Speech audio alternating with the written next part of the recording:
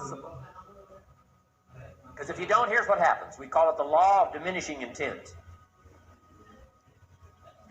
We intend to when the idea strikes us. We intend to when the emotion is high. But now if you don't translate that into action fairly soon, now the intent starts to diminish. And a month from now, it's cold. A year from now, can't be found. So act. Set up a discipline when the emotions are high and the idea is strong and clear and powerful. That's the time to set up the discipline. Somebody talks about good health and you're stirred. Say, right, you need to get a book on nutrition. Get the book before the idea passes and before the emotion gets cold. Go for the book. Start the library. Start the process. Fall on the floor. Do some push-ups. Action. Got to take action. Otherwise, the wisdom is wasted. Otherwise, the emotion soon passes. Unless you put it into a disciplined activity. Capture. Disciplines is called how to capture the emotion and how to capture the wisdom and translate it into equity. Disciplines. Now, here's what's important about disciplines. All disciplines affect each other. In fact, here's a good philosophical phrase. Everything affects everything else. Nothing stands alone. Don't be naive in saying, well, this doesn't matter. I'm telling you, everything matters. There are some things that matter more than others, but there isn't anything that doesn't matter.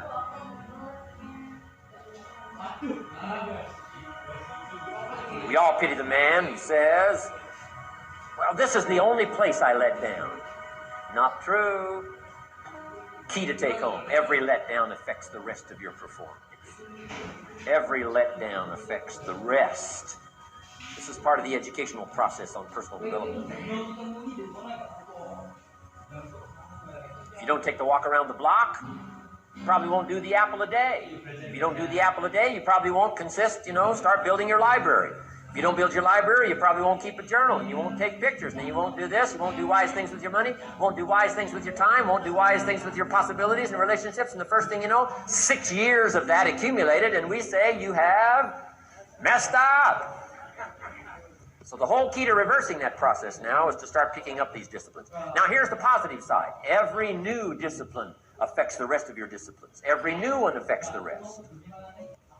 That's why action is so important. The least action, the smallest action. Take it.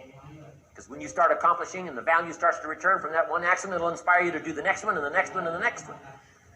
You start walking around the block, it'll inspire you to get an apple. Get an apple, it'll inspire you to get a book. Get a book, it'll inspire you to get a journal. Get a journal, it'll inspire you to grow, develop some skills. All disciplines affect each other. Every lack affects the rest. Every new affects the rest.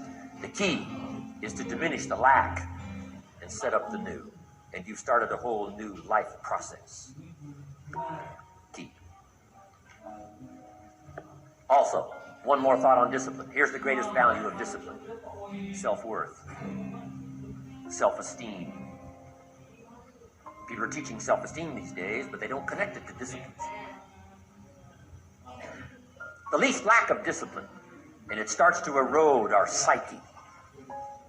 One of the greatest temptations is to just ease up a little bit, right? The slightest lack of doing your best starts to erode the psyche. Instead of doing your best, doing just a little less than your best. Sure enough. You say, well, it's just going to affect my sales. No, it's going to affect your consciousness. It's going to affect your philosophy. Now you've begun in the slightest way to affect your own philosophy. Here's the problem with the least neglect. Neglect starts as an infection. And if you don't take care of it, it becomes a disease. And one neglect leads to another.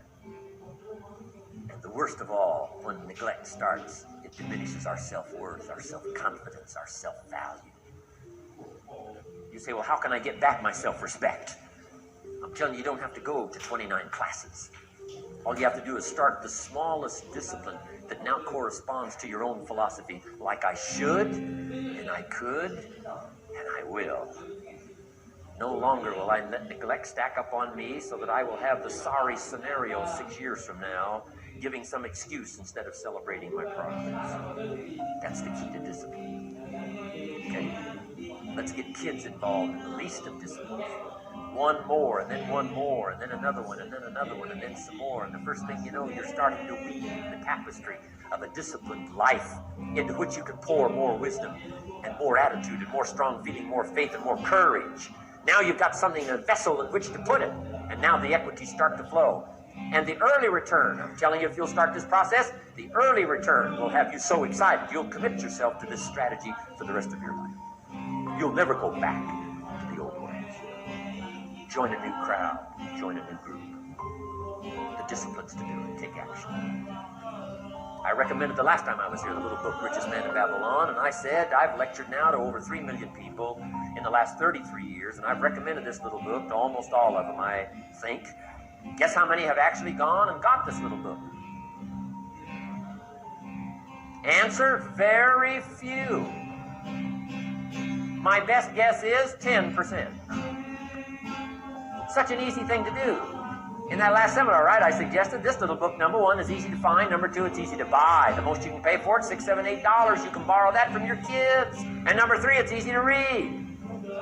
It's in story form. That's why I use it for teenagers, teaching them how to be rich by 40, 35, if you're extra bright, much sooner, if you find a unique opportunity. But if it's easy to find and easy to buy, and if it's easy to read, why wouldn't everybody go get it? We don't know. What do you know? You don't know. I don't know. Nobody knows. Here's how profound it is. Some do and some don't. Now here's the numbers. About 10% do. 90% don't or won't. We don't know the mystery of that. And I'm telling you, 10 years from now, those numbers will still be the same. 10% will, 90% won't. The numbers don't change. Only the faces change. You're looking at one of the faces. I used to belong to the 90%, who couldn't be bothered even if it was easy. Guess how many people have a library card? Wisdom of the world available. Transform your life in any value amount you want. By the way, how much is a library card in Texas? Free. Here's what free is. Easy. I mean, it can't be any easier than free. Somebody says, well, would you bring it by? Well, no. At least you got to go get it. No. Wisdom of the world available. Transform your life spiritually, socially, personally, economically, and every other way. Teach you how to be rich and powerful and sophisticated and healthy and influential. How many people have a library card? Answer, 3%. 95, 97% couldn't be bothered. Guy specializes in happy hour, but he doesn't have a card. And now readily and quickly blames the government, blames his company, and blames policy, and blames the pay scale. When if he only knew, if he joined...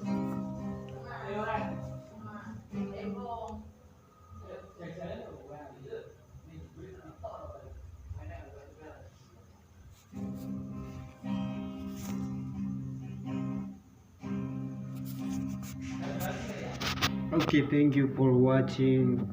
This is very important motivation for you must study and don't give up. Okay, this is very important and very interesting.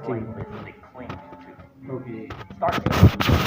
You say, well, is it as simple as getting a library card and the 3%? The answer is, of course. Of course. That's how easy this stuff is. This is so easy. It's so simple. It's not complex. You don't need a 2,000-year-old Buddha. You don't need multi-track affirmations. I'm telling you, don't.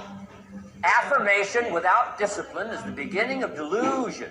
Don't let somebody sweep you into some contrary way to nature itself says, unless you labor.